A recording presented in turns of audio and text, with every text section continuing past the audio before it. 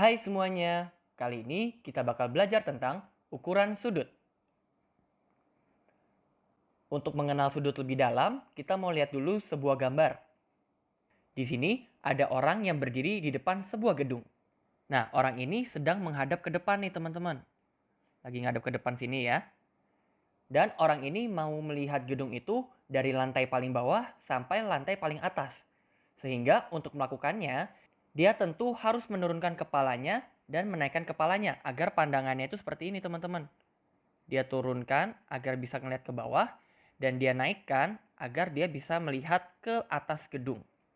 Jadi kalau orang ini menurunkan dan menaikkan kepalanya, akan terbentuk dua garis teman-teman.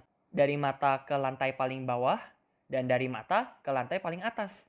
Nah, daerah ini adalah yang disebut dengan sudut. Jadi, sudut itu adalah daerah yang dibentuk oleh dua garis yang berpotongan. Bisa dilihat di sini, pandangan atas dan pandangan bawah ini bisa dilihat sebagai dua garis yang berpotongan di mata ini, di titik ini teman-teman. Biasanya kita gambarkan sebagai theta atau bentuknya 0 dan ada garisnya di tengah. Nah, sudut itu ada dua tipe teman-teman. Ada sudut elevasi dan sudut depresi. Sudut elevasi itu adalah mata pengamat yang ke atas. Jadi kepalanya itu menghadap ke atas. Dari pandangannya matanya lurus, dibawa ke atas. Sedangkan sudut depresi adalah mata pengamat dibawa ke bawah. Sehingga kepalanya diturunkan untuk melihat bagian bawahnya. Nah, biasanya sudut itu digambarkan seperti ini teman-teman. Jadi ada dua garis berpotongan di titik C dan daerah yang dibuat oleh dua garis ini disebut sudut theta.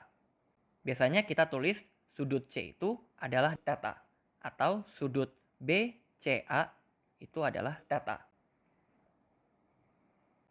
Sudut itu bisa diukur dengan dua satuan. Yang pertama, sudut itu bisa dihitung dengan derajat. Apa itu derajat? Nah, teman-teman bisa lihat lingkaran di sini bahwa satu putaran ini sudut maksimumnya adalah 360 derajat. Sehingga definisi 1 derajat itu adalah 1/360 putaran dari lingkaran ini. Untuk mencari tahu ukuran sudut dalam derajat, itu adalah dengan cara mencari tahu berapa putaran lingkaran dikali 360 derajat. Misalkan dalam kasus pertama, kita punya 3/4 lingkaran. Kita gambarkan dalam garis biru. Nah, 3/4 lingkaran itu sama dengan 3/4 putaran lingkaran. Jadi kita tinggal lakukan 3/4 putaran dikali 360 yang hasilnya adalah 270 derajat. Jadi 3/4 lingkaran itu sama dengan 270 derajat. Selanjutnya kita punya setengah lingkaran. Kita coba gambarkan dalam garis merah.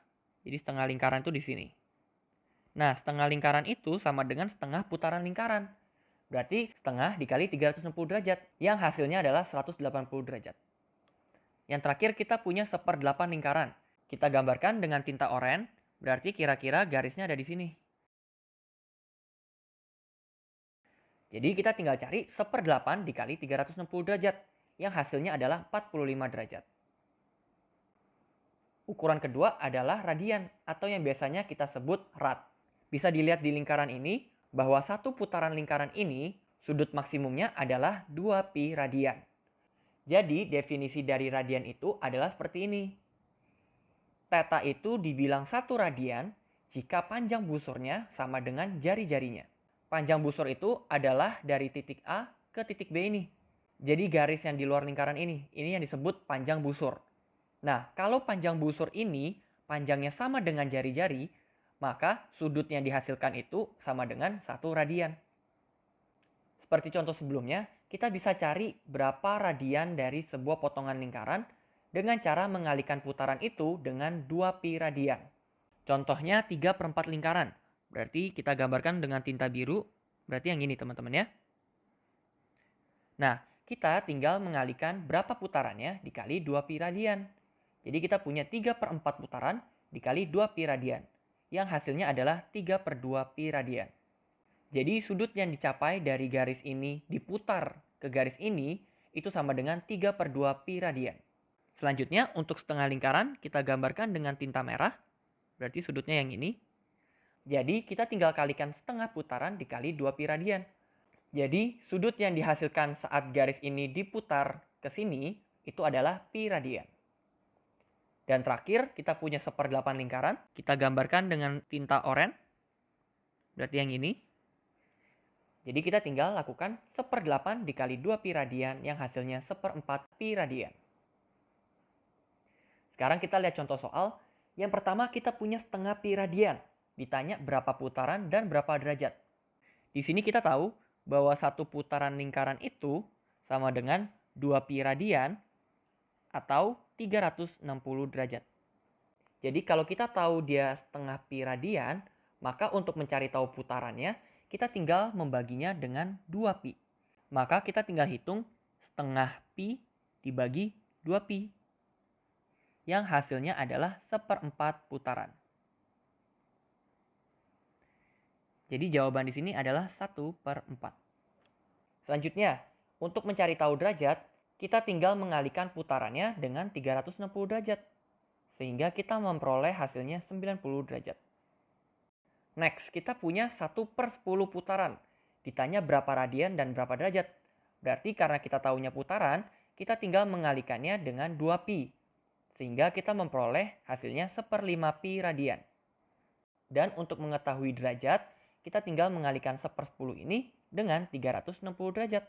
Hasilnya 36 derajat. Next, kita punya 135 derajat.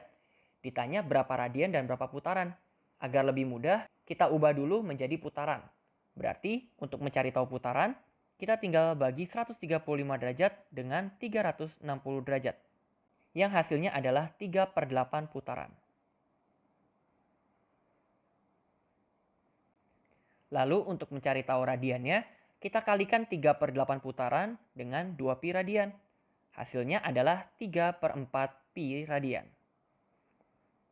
Selanjutnya, yang keempat ditanya berapa radian sudut yang dibentuk oleh jam 11. Berarti kita bisa gambar dulu di sini di jamnya. Jam 11 itu arah jarum pendeknya di angka 11 dan arah jarum panjangnya di angka 12. Berarti terlihat bahwa daerah yang dibentuk oleh dua garis ini itu adalah 1/12 putaran dari lingkarannya. Maka untuk mencari tahu radian, kita kalikan dengan 2 pi radian. Sehingga hasilnya adalah 1/6 pi radian. Oke, sampai di sini dulu ya pembahasan kali ini. Sampai jumpa di video pembahasan selanjutnya.